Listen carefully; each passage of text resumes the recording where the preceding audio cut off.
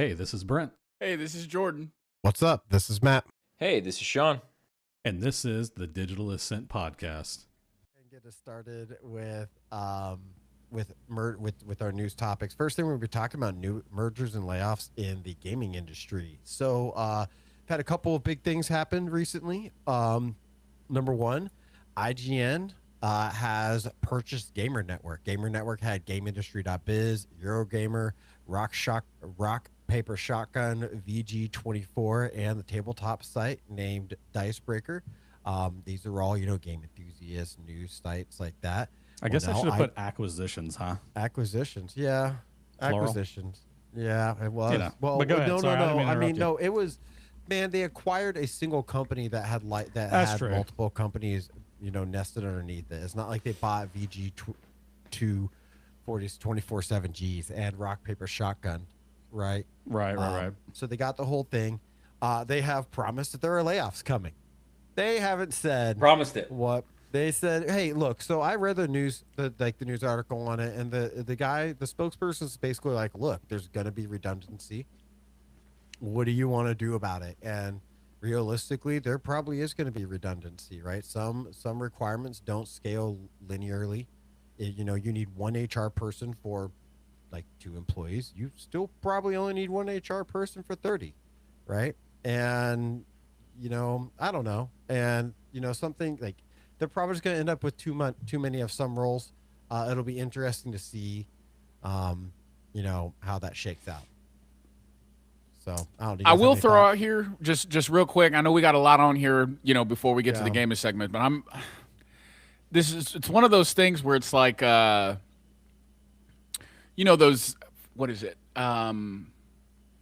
There's always like, the bad gamers on the gamer community on the bad side. They're always like, oh, IGN sucks. They're probably being paid to do reviews and and X, Y, and Z. Normally, I would just chalk that up to people not knowing what they're talking about, right? Like, oh, you're just upset that something got a bad review. They do these on an individual basis, right? Like, whatever.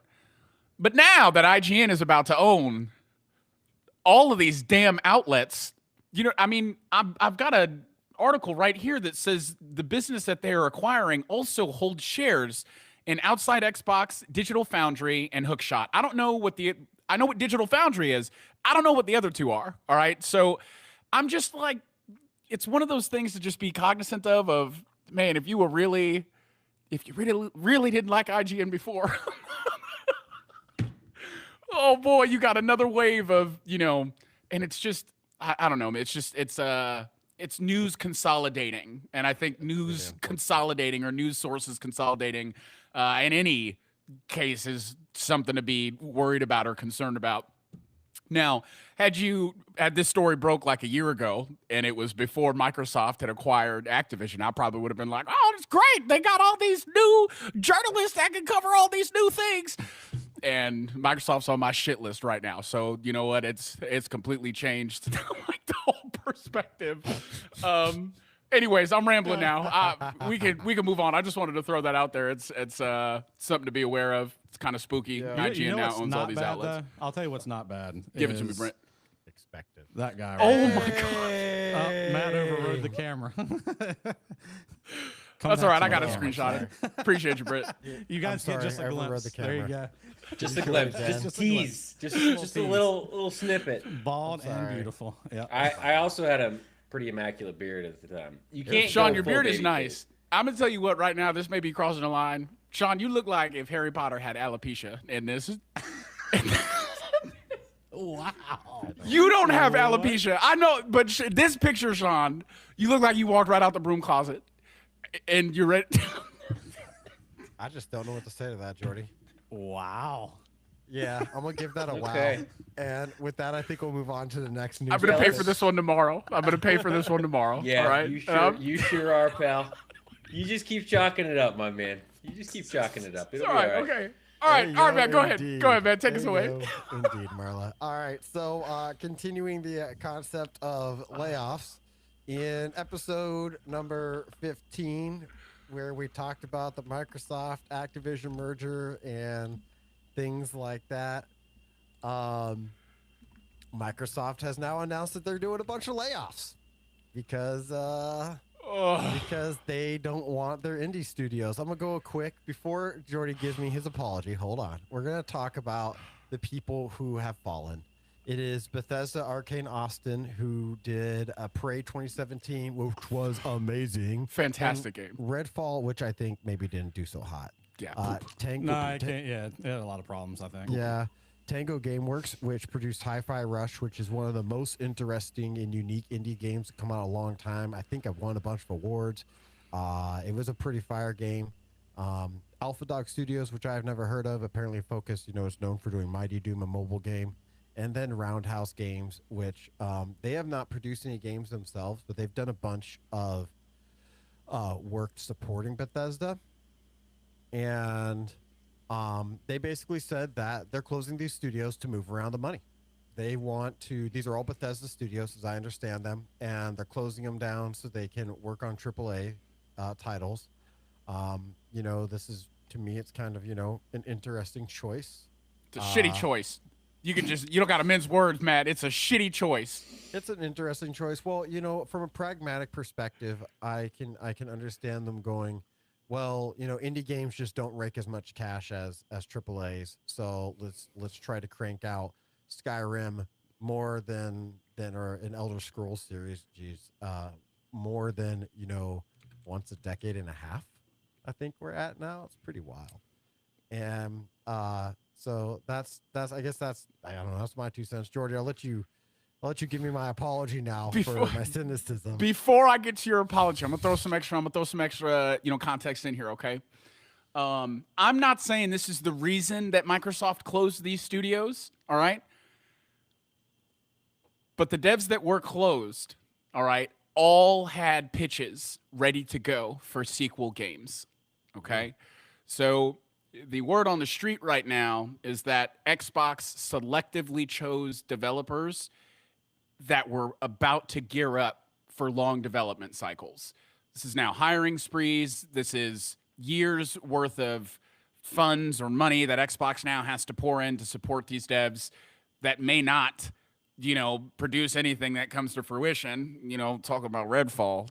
I mean, that game came out and they dropped that one quicker than EA dropped Anthem. You know what I'm saying? Like quick. Okay. Yeah, that was bad too. That's pretty fast. It was fast. All right. I'm another quick. BioWare title. Okay. EA doing my BioWare dirty.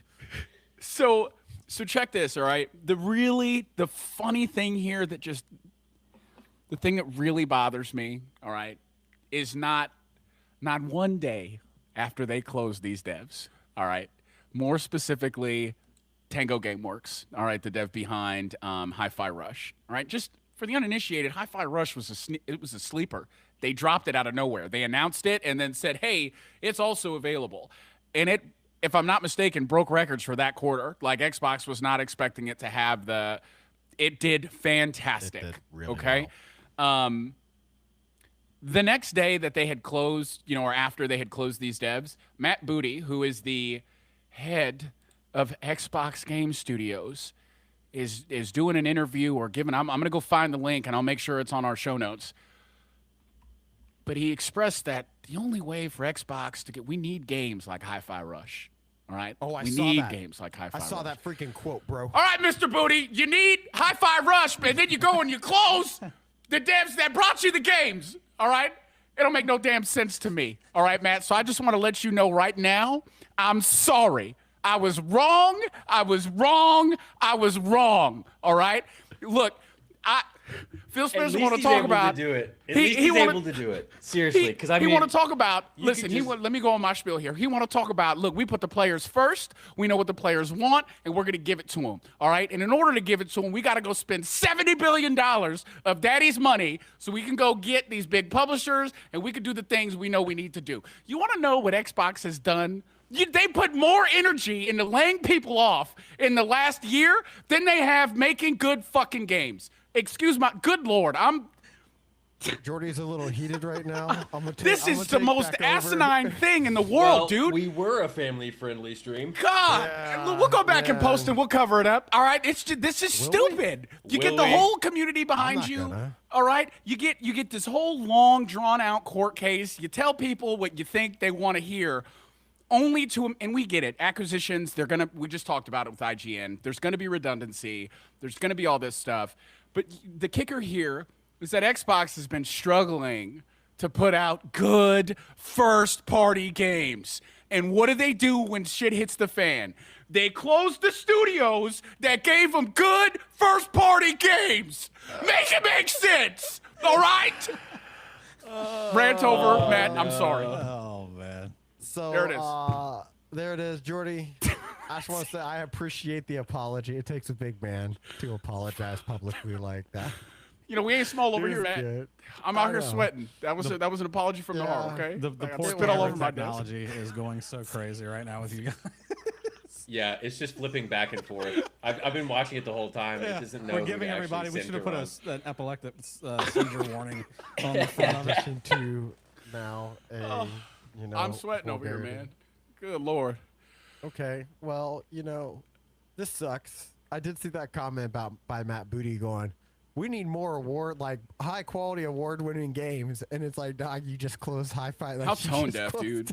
How tone deaf. I'm telling you right now, if I'm a developer at Xbox, if I belong to if I'm an employee anywhere at anything that Xbox owns, why do I want to do good work? Because it don't even matter right now how quality the game is that you deliver. Don't matter how well it does. If it don't do well on Game Pass, it's the same thing with like the movies that are going on right now. I know this is kind of a segue. Y'all heard about that movie Fall Guy? It's Ryan Gosling's new movie with Emily Blunt. That movie was in theaters for 2 weeks. It's going on digital tomorrow. It's been reviewed very well, but it didn't get the performance that the studios wanted off rip. So they're taking it out of the theaters and adding it onto digital. Like what? So now if I want to go see a movie in the theater, I got to see it opening day at 7 p.m., right? It's the same thing with these video games now. If I want a game to do well, I got to make sure I finish the whole thing cover to cover in 24 hours. You know what I mean? And then even then, if it belongs to Xbox, don't even matter. If it doesn't give them the Game Pass numbers they want, we're shutting people down. You know what I mean? I think they bit off too much to chew. And this is why I always preach indie games. Because a lot of these guys, and honestly, I'm not mad about it, and here's why. All these people are getting laid off. They're going to go find jobs elsewhere, and they're going to go make other games. They're not going to stop making games. That's the one good thing to come from it. So let's just go indie. And then when their numbers continue to fall, because I'm not going to play AAA titles until at least 3 months, unless it is something I have been watching for a very long time, and even then, I might not. For instance, right? I don't know if any of you know what V-Rising is, but, they just dropped version 1, and it's been in development for a long time. And, Brent and I played it initially it was fairly recent after it dropped, wasn't it, Brent? Like, it had just came out like the week before, yeah. Yeah, I thought it had just come out. And, man, it was a great game then. I logged back into this thing. This is after a couple years of development. I logged back into it. It's got even more stuff. They've put in Castlevania, and the DLC is really not that big of a purchase. Like, it's DLC that makes sense. And this is an indie developer, and it's not AAA. So it's like, you're just not going to convince me that the AAA gaming market right now is going to do anything more than just suck. You know what, Sean? With these moves, with these people being fired, these devs being closed out, you know what? I'm starting to get there, man. Ubisoft is dropping pre-orders at $150, $200 for. Yeah. Okay. What are we doing Whoever here? Whoever made that choice needs to be fired, bro. I'm not even paying. Look, I keep going back to Modern Warfare 2. I dropped $100 for the deluxe, whatever, blah blah blah. Terrible choice. Yeah. Terrible. Yeah. Terrible choice, man. X-Defiant, I loaded it up. Matchmaking, no problem. Gameplay, smooth as butter. Like, gunplay felt good. It felt like a mix of all these different battle royale FPS You want to know what's crazy? It's about- crazy, and it's so good. And they did it. Defiant. What? You know what's crazy about it? The menu system worked, and I just thought. I know, right? Who Who would have thought? Wow. I logged in. Friends? In the You menu, can I get- was you can like, be wow, I friends can just if you mouse want. over stuff, and it doesn't like make weird chirping sounds at me, and I don't feel like maybe I'm Terrible. having a seizure every time I try to move, and it's like, chirp, chirp. Which So- you think would be that wouldn't be too much to ask for a game, company that's been making the same goddamn game for 20 years. You'd think they'd be able to work out good UI It's or very good menu. hard. Okay, You know what I'm it's very saying? challenging. Can't do it. apparently. You pinpointed it with that one statement though. The same game for 20 years. It's literally like Yeah. almost the same engine as it was like 2 decades ago. Just But they just keep getting worse. You know what I'm saying? Yeah. Like when they go back to the drawing board and they're like, what can we do better? You know, it must just be opposite day during all their planning sessions. We need more battle pass. We I need think more battle pass, Yeah, less battle UI, Yeah. less. You know what? Let's move on to the next point. I'm Yeah. going to sit here Hey, and I'm what going up, to talk Klaus? for 35 minutes about how upset I am. Cloud. We have yeah. no moderation. Yeah, where's the moderator? Oh my god, mods, Putting that please. in here. All right. Hey, Specifically, Marla, wrangle him, please. He said we have no mods.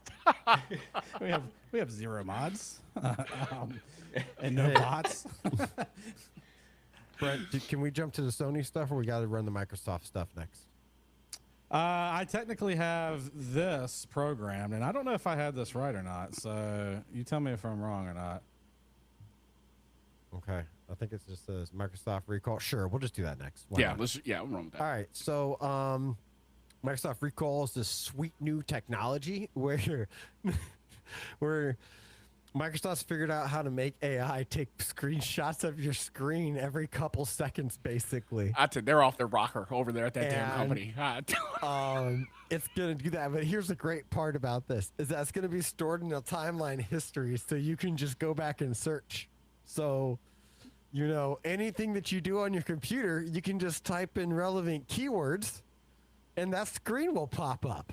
Klaus is in Isn't trouble. that awesome? Yeah, I just can't think of any time Yeah, where that Klaus might is be in a big, big, problem big at trouble. all. Uh-huh. All right, so I do. So there's a lot of conversation there. I do want to throw up some guardrails on this thing. You cannot load this on your current PC. Mason said he would never lose track of tickets. Yeah, man, like you could literally no, dude, for real. He could just pull up in timeline and be like printer ticket, and That's it'll too pull up good. the last 50 tickets that he worked on the printers. Gone are the And- days of, hey boss, I had all my day's notes in Notepad, not Notepad plus, but Notepad. No, just straight up and my Notepad, yep. computer blue screened, and now I can't It's all add my gone. time. I'm Nope. sorry. Go Throw it where it back, went. go back, watch your history, dog. It reminds me. So, all right, I got thoughts here. So, there's a couple things. There are guardrails on here. Not anybody can do it. Not any PC can do it. You specifically need a Copilot Plus PC with this special NPU, that's neural processing unit, that can do 40 trillion flops. No, they're not flops. Flops are floating point operations. It's just operations per second, which I think is more like open-ended. Honestly, I personally assume something like high-end GPUs can like actually churn like the data and the amount. Maybe not. It does look like these PCs are for sale, so you can go get this right now if you feel like you need to have this. It is going to cost you a minimum of $1,000 because that's where these PCs start. Matt, And I I got a guess- question. I Yeah. genuinely, just Yeah, sure. one word. Yeah. Why? Bro, What? haven't you? So in the video, they show this sweet thing where this person was like, "Ooh, I wanted to see that blue dress I looked at a while ago," and so they The popped it open and implications they for typed what this blue could potentially dress. do. Oh yeah, it's I'm never gonna leave going it in my there, environment. but I'm thinking work. Let's go there because this is a legitimate use case. Let's not think about all the bad stuff, right? There's tons of security issues with this. Don't get me wrong. You know what the great Work. thing is? You can press that little icon that says reveal your password on when you're typing in passwords, and if you just hold it down for a few seconds, you can use it as a password manager by pressing that button and then just is there typing any kind of password encryption back. for this? Is it Sure, stored I at don't know. rest? Is it like so- what? so- what so are I we do doing? Hold on, Two Brent. thoughts. Brent was about to say something. Yeah, To answer sorry. Sean's question real quick, Microsoft is saying that this is all the data that is collected will Gotta not be leave done your locally. device. It's gotta be They're done saying that locally, it's the saved NPU. locally, but I Okay. think they're full of shit because they're supposed to be in like, you know what? Brent, go ahead, please. Well, I'm about to. My lose point was mind like, again. what happens when it comes to like the enterprise portion of this? That they're inevitably going to sell to companies that are looking to track their employees' performance and whether or not they're actually Oh, doing 100%. what they say they're doing. Right? There's already Yeah. software out there that it tracks inactivity on the computer. And then you go to Amazon, there's daggone mice jigglers that sit on your desk and physically move your mouse around the desk so that you look like you're at your desk. It's ridiculous. There's a lot of companies that do that. Like, My thing is, I see this like, being do they exploited just? more than anything else. They have to calculate the turnover. They have to know that this is going to drive people away. You know what I mean? What?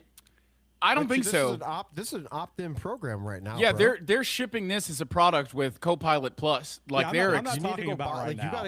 you gotta go buy a special PC. Now it's gonna Yeah. be like that for a little bit, and then every PC is gonna have this. Oh, but you know and it's going to then be you're built gonna in have at to- some point. It's Yeah, not and going to then- stay that way. If they're thinking about it and going, you know what this is? This is tactful marketing because they put it Yeah. out there knowing that they were going to get some kind of reaction, and they wanted to see how bad the reaction was.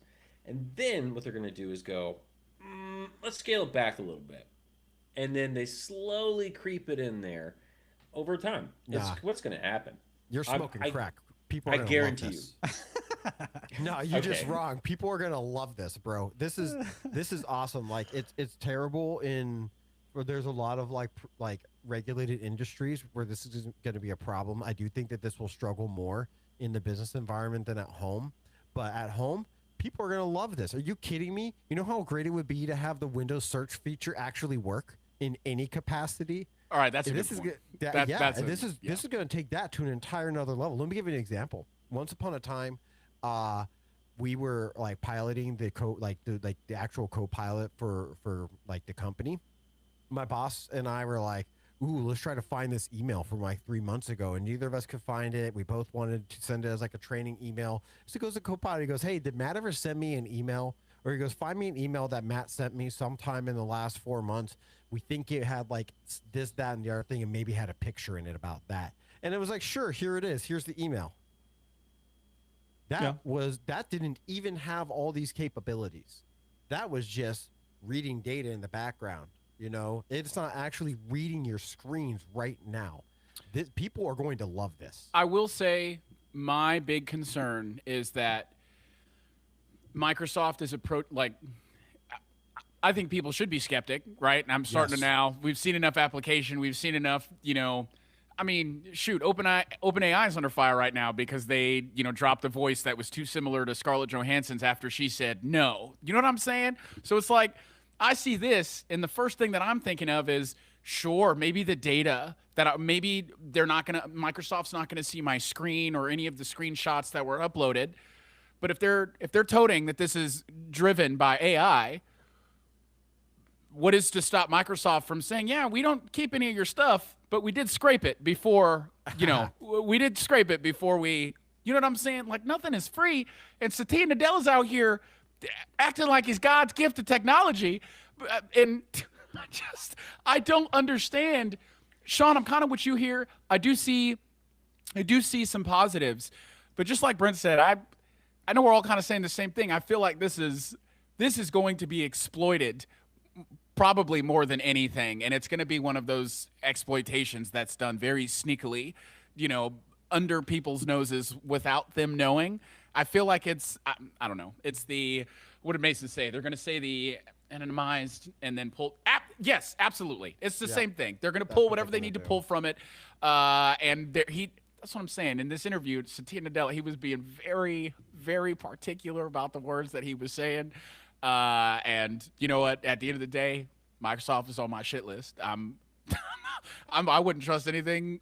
Anyways, it's just it's very strange. The next couple of years are going to be very, very, very, very interesting. Oh my god. Digital Ascent. Yes, we did purchase one of these laptops. It did find Klaus's dad. And he is still at the grocery store buying a gallon of milk. He's having trouble finding his way out. That's all. That's okay though. He's coming back. If Those only he had superstores, man, Copilot. you can get lost. They're like labyrinths. You can Yep. really get lost. Yep. If only he had All right. Copilot to find his way on out of there. So All right. I guess the parting thought. I'll give one parting thought, and that is blah blah blah blah blah. That is that. This is like we are on the way to that Black Mirror episode with the rice grain that sits behind your ear and captures all of your data and stores it in your little brain. We are so like, I mean, like this is doing it for your computer. Are they gonna do it to you one day too? It's gonna be hailed as something awesome because Jordy, we just not muting our mics while we're adjusting? Is that Oh, what did I happened? not? I'm sorry, guys. I didn't think that could be heard. I'm so what's going on sorry. I just hear. I know Sean's not It talking just about audio echoes. issues right now. it wasn't so I know he's bad. not talking about echoes. Hey, I'm just giving it back. You, All right. you roasted me all the way up until the beginning of the show, so I mean, all's fair and love and war, right? Matt, I'm sorry that Sean interrupted you. Please Yeah, I was- continue. Terrible. I don't even know what I was saying now, Sean. We were saying topic That was 3, which terrible. is Sony. Helldivers Makes 2, it Ghost of interesting. Tsushima, and Sony. What do those 3 things have to do with each other? First of all, Okay. So Somebody's on some dumb Sony shit too, man. is Golly. Sony is entering the PC market and is making some interesting decisions. They got themselves in a little bit of hot water when they were like, "All right, time for Helldivers 2 to require PSN," and that's cool, you know, because Helldivers 2 been out for like 6 months or whatever. And you know, to be fair, they did say it would always be required, but then they proceeded to sell it in a bunch of countries where PSN doesn't even happen and you can't register. So, you know, I feel like this was a learning experience probably where they learned that they have to tell Steam not to sell in countries that they're going to require the PSN. They are also requiring it for Ghost of Tsushima. And that's gone over pretty poorly. It is worth noting that the Helldivers stuff went over like extremely bad. The Helldivers went from what I thought was like a very positive or perhaps even overwhelmingly positive, probably not overwhelmingly. They've had a lot of problems, but they went from very positive to mostly negative in recent reviews, and overall reviews of mixed. They're still only up to like 73%. So, I mean, they did not recover. They like broke a record there for a minute for, they got onto the chart of games with the most negative reviews in Steam in total. And they were the first paid game to be on that list. So it was like Counter-Strike 2, Dota, Helldivers 2 most negative reviews ever left. Wow, that's a milestone.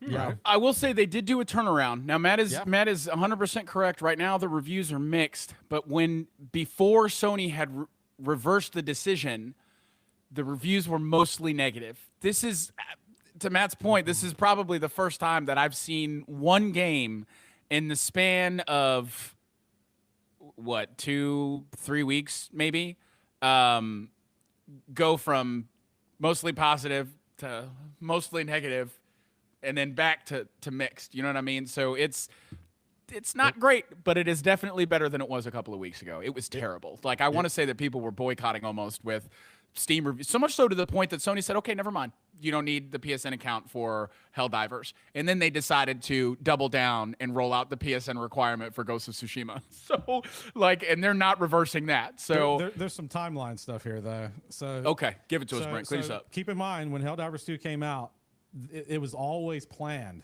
that you had to have a PSN account. Yep. The problem was that they were hit with such a capacity that they just gave up on implementing that because they were like, we can barely keep our servers from catching fire as it is. The last thing we want to troubleshoot is that PSN integration. Let's put some overhead. Let's put some overhead in there. Right, right. Also, So they're just like, can't run our game. Yeah, they're like, no, we're not going to do that. So it took them a while to catch up because Helldivers 2 was wildly popular, right? And then they make this announcement, whenever it was, what is it? It was only at the beginning of this month, wasn't it? wasn't They far. said by the Wasn't end far of the that- day wasn't they that were far gonna back. do it.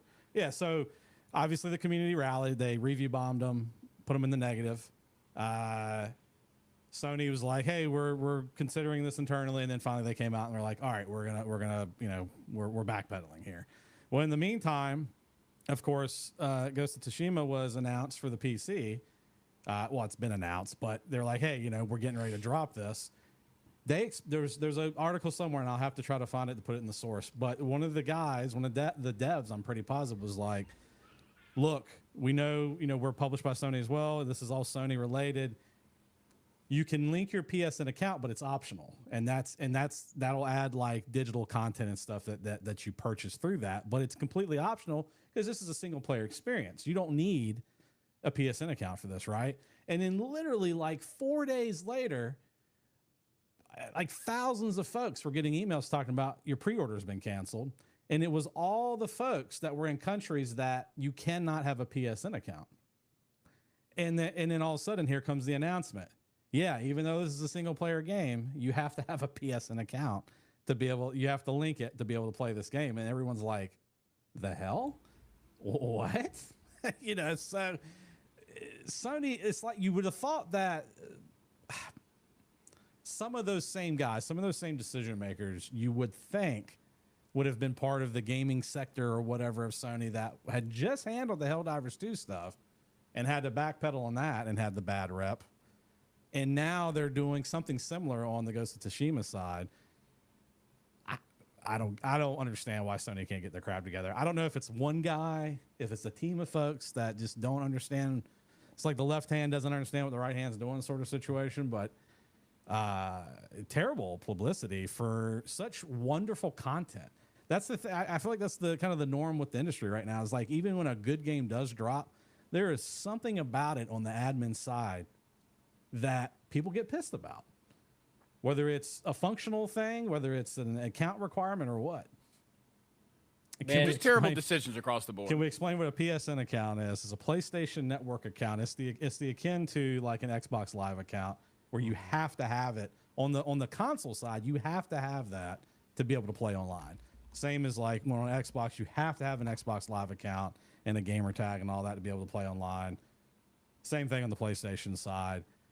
You know, they're trying to build a parity with that on the PC side because they're like, oh, well, we're publishing PC games now. We're going to drive people to the PlayStation Network. And it's like, well, this is not necessary. You guys are being extra now.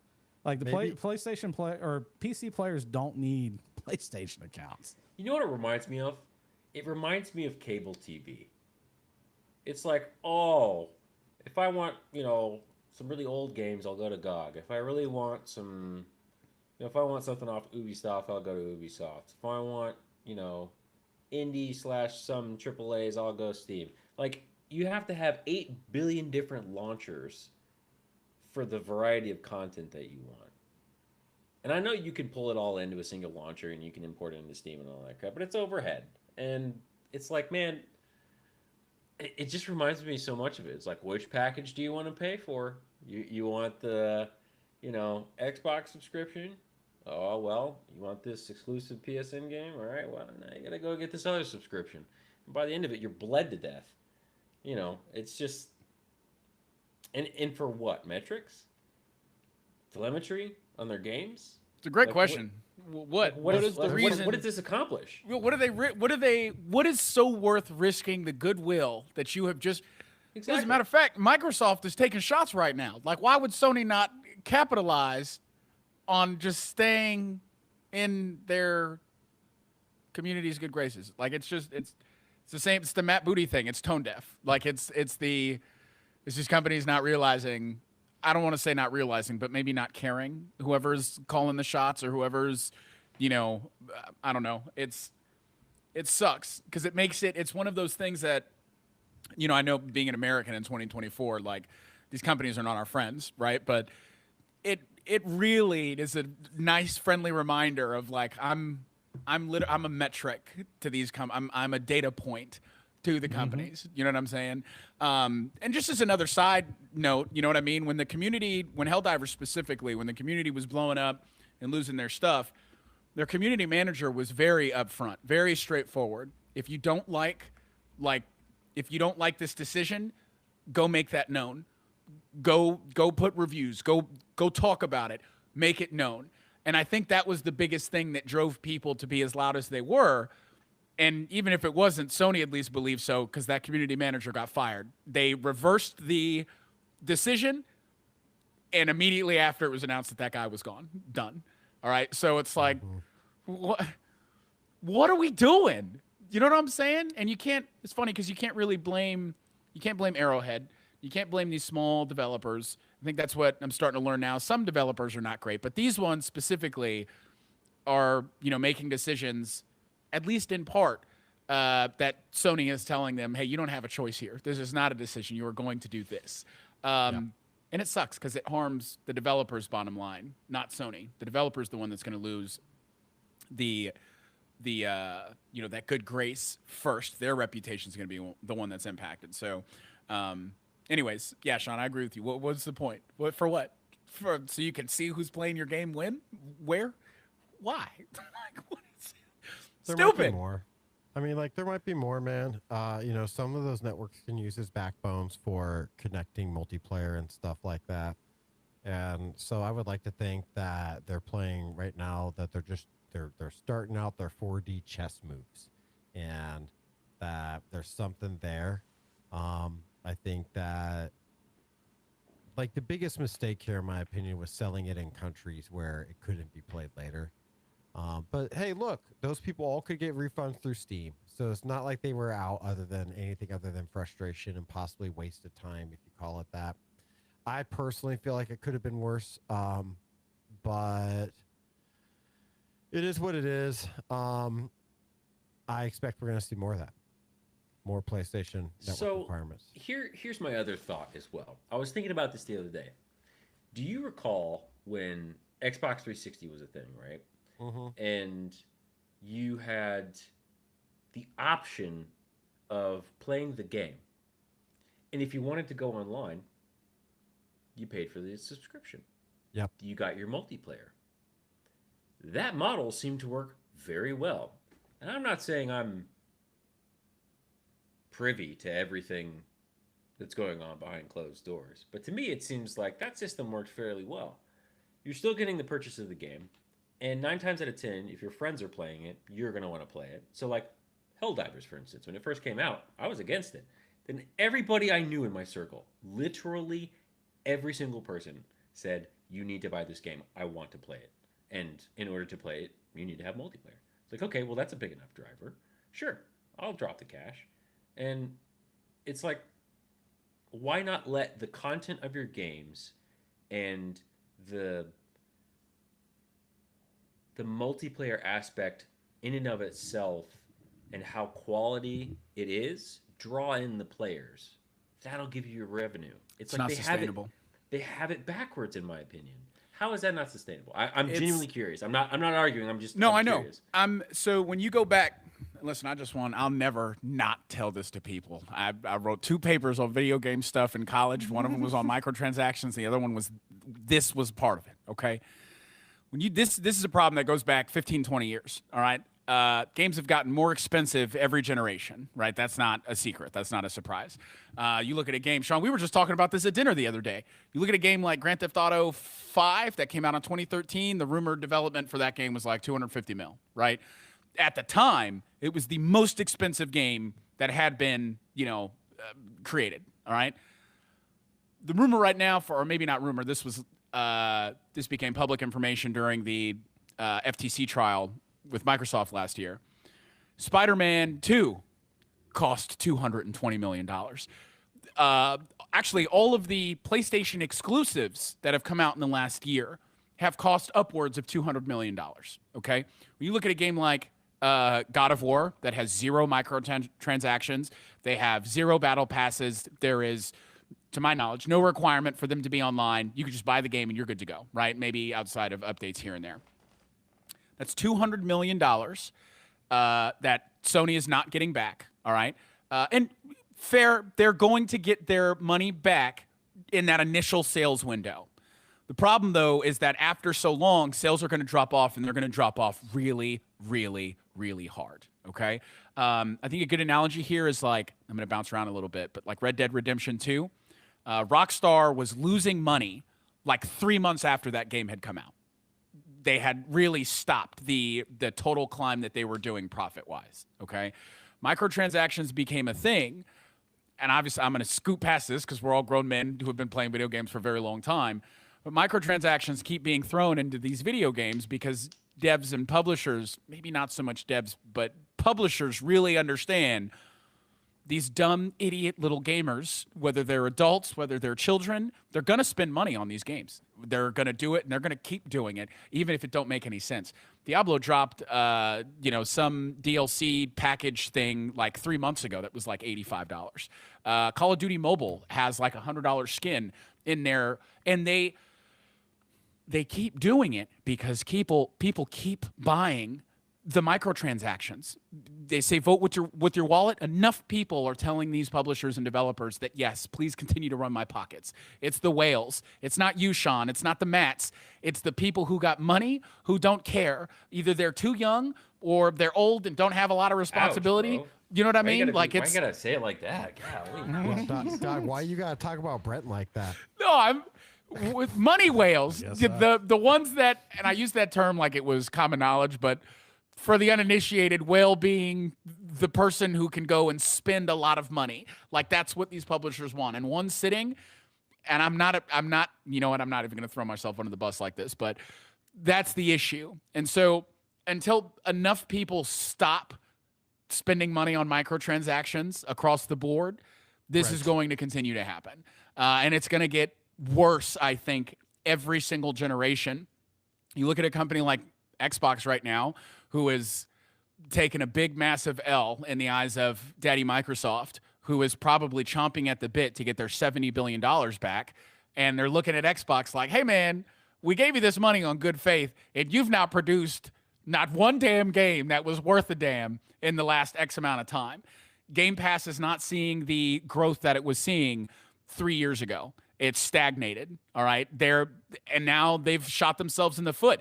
It's like every first-party release that is going to come out has to come out on Game Pass because that's what Xbox has told people that they're going to do. Day and date, you're going to get this on Game Pass, and as long as you're subscribing, we're going to take care of you, right?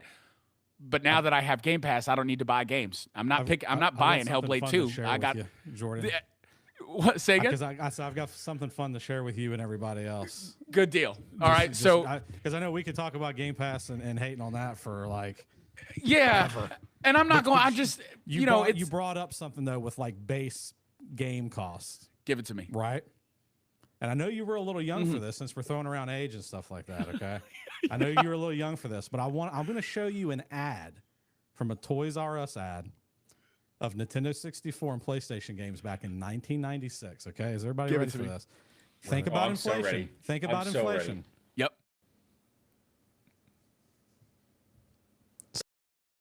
Go ahead and look at this. This is 1996. I don't know why I'm floating in the middle here, but whatever. I can see it around here. I know. I think I know where you're about to go, Brent. I think I know where you're about to go. Well, how much is this in today's dollars, though? Because we were talking about generation over generation. We're saying that games are going up. Super Nintendo days, even there were super expensive games. Look at Doom 64 down there, $75 in 1996. And this is the argument that developers will use.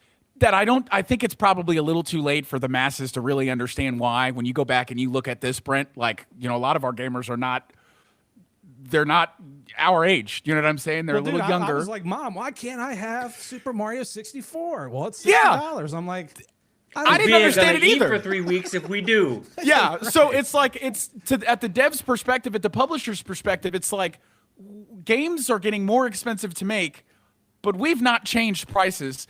They just did a $70, they did a $10 hike, right? So you got to pay $70 now for these AAA games. And people are up in arms. But realistically, it's like, I'm glad this is really the first official price hike and really the last 15 years, maybe 20 years, maybe. You know what I'm saying? But now that's really what it is, right? We either got to get comfortable, spending more money on the game out the jump, or we got to get comfortable with these microtransactions and these greedy practices being a thing, right? And I imagine if the greedy practices weren't a thing, Sony wouldn't require games like Ghost of Tsushima to maybe have a PSN account, right? Like it's all about tracking who's playing our game, when are they playing our game, why are they not playing our game, when is it popular, when is it not popular, And out of those demographics, how can we get more money out of them, right? It's all data points. So I don't know that that's helpful, Sean. But the short and sweet of it is games are getting more expensive. They're gone are the days of, let me just make something that is good quality content and I'll let that speak for itself. Because if those devs want to continue making games, they can't just rely on good quality content. It is statistically not sustainable for them. Here's my answer to that. I'll wait 6 months to a year, and I just won't play the game. I'll wait till that thing drops to $20, and it's the Game of the Year edition. I get all of the DLC, whatever, bada bing, bada boom, and be done. Because, truthfully, I don't want to support it. Like, I just don't. I get that reasoning. I understand. But for people like me, I have no problem missing out. Like, I will 100% just miss the bandwagon and play the game whenever I feel like. This, Sean, that right there is why Sony is going out and buying. It's why they acquired Bungie. We need more live service games. We know people are tired of this, but it don't mean that I got to move my bottom line. I want money, right? I'm Big Daddy Sony. I want my money. How can we make that happen? You know what I mean? And I think Klaus makes a good point here. Are they able to push the microtransactions through the PSN account? Now, I don't know that Ghost of Tsushima has microtransactions because it's mainly a single-player game. But Helldivers do. That's a good point. Helldivers does, right? And he's right. Klaus is right. If I'm Sony, maybe I can bypass. And I actually don't know the legality of, I'm relatively new to, PC gaming over the last couple of years. But if that is the loophole for them, Steam is they're taking a kind of a hefty chunk. I think it's like 30% maybe. It might be maybe a little more, a little less. It's all of this, man, is so that money can go back to the publishers. And a good chunk of it's probably not going back to these developers. You know what I'm saying? If they're actually owned by Sony. You know what I mean? Because if it were, then these studios at Xbox closed down. These devs that Xbox closed down wouldn't have been closed down. You know what I'm saying? Oh, you want a sequel? Damn, you talking about expanding the team by 2 or 3 times? Damn, you need a 3-year developer cycle? Damn. All right, here's what we're going to do. I'm going to take the talent from your developer. I'm going to take the talent from that developer, and we're just going to plus them up to the ones that are making the AAA games that we think are going to sell. What's really going to be funny here is if the new Elder Scrolls sucks. What's really going to be funny here is all the AAA games that they're working on continue to launch in the way that Halo Infinite launched, and the way that Redfall launched, and the way that what are we doing? You know what I mean? We're about to go into like the Great Depression window of time for games. Just let it burn. Let it burn. Let it burn. It's already burning because we're getting ready to play a game here shortly by Ubisoft out of all companies, and it's actually good, guys. But before we do that, Matt has something he wants to discuss with us. Isn't that correct, Matt? Yeah. So I went to B-Sides Nashville recently. B-Sides is a like homegrown style grassroots type of security conference. It was a pretty good experience. I learned a few things there, and I just kind of want to share those for those share some of that for those of us that are in security positions or in tech positions or whatever. The first one is that I saw one of the lead researchers from Huntress speak there. They said the number one thing that keeps them up at night is token theft. Token theft. So Huntress, for those of you that don't know, is like one of the preeminent threat analytics and like XDR or let me rephrase that. They're like one of the best cybersecurity, like best known cybersecurity cybersecurity companies in the world, at least from my perspective. See, Mason says there's a big deep B-Sides in Dallas. That's awesome. I think it's B-Sides. Shirt has an S on it. B-Sides. So why didn't you show me your shirt like an hour ago? I don't know. I said B-Sides in my note. It says B-Sides in my notes. It says B-Sides. He really let you struggle on that one, Brent. He really let you struggle. I don't know what to say, bro. Here's the real question, Matt. You got a gone fishing hat. Do you actually like fishing? You need to read the hat. Look at the hat, bro. I can't see it. It's fishing with a PH. Dog. PH. Right over his head, dude. I can't see that. Sean can't read to save his life. Yeah, Sean. We're at I can't see it on the screen I'm looking at. I literally can't see it. It says fishing with a PH. That's awesome. I love that hat. That's a good hat. I love this hat. Thank you, Know Before. Oh God, Let's man. see. So B-Sides is really cool. I saw the Huntress guy. He said token theft is bad. It sucks. There's a bunch of different ways to do it. One of the things I learned talking from just somebody in the crowd afterwards is that you can mitigate this with something called token protection. It is if you use Azure and Entra as your as like your main identity access management platform, then you can use this and it will tie your session to the device. So if somebody does a man-in-the-middle attack on you, so if someone comes and hits your user with that that page that looks just like the Microsoft login page, it's not gonna matter. So full disclosure, I have to research this more. It's on my docket. If you know about token protection, you're watching this, holler at me in the Discord because I want to know about it, and maybe you can shortcut some of my research and let me know, whether it's good or bad. So that looks pretty cool. I do agree with them. Token theft is like it's one of the things that keeps me up at night. Token theft is like, once you authenticate with Microsoft and show them who you are, you basically get like an ID badge that you can swipe to get into a lot of different places, right? Or you get a bunch of ID badges, but you basically get an ID badge. You go swipe and swipe, swipe. I can access my email. I can access Teams, yada, yada, yada. And token theft is when someone clones your ID badge or steals your ID badge, basically, and they start swiping on your behalf to do all kind of stuff. So I thought that was really interesting. It's something, I was out drinking with some friends afterwards and they made the comment. They're like, it's really dumb that you had to go to B-Sides to learn something like that. And I was standing there with 3 people. 2 of them were at B-Sides besides me. And, the other one was just my buddy. And I was like, well, did any of you guys know about it? And they all said no. They're all, decently well-trained security analysts. It's wild what's out there. And the last thing I wanted to say that I learned, or that I learned there, is somebody recommended that you throw up some catch-all style DLP policies or data loss prevention policies. Even if you're not blocking traffic, you'll at least be logging stuff so you can come back later during investigations. So I guess that's my 2 cents about B-Sides. It's Good fun. stuff. Hey, there's a B-Sides near you. Go I've join never it. heard of it until tonight. Well, Bryn said B-side ain't shit. wow. I did not say that. but Incredibly rude. okay. Not at all. Matt, thank you for sharing. That was a joke. That was that was a All joke. the folks that he invited from the B-Sides conference to watch our podcast are going to hear that now. Good job. Yeah.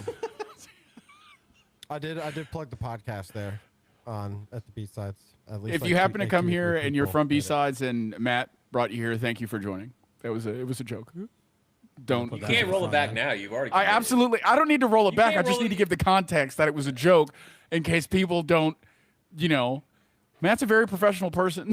Like, we are all less professional than Matt I don't know is. why he associates with us, because You know what? Klaus says stand on business. He right. I'm standing on.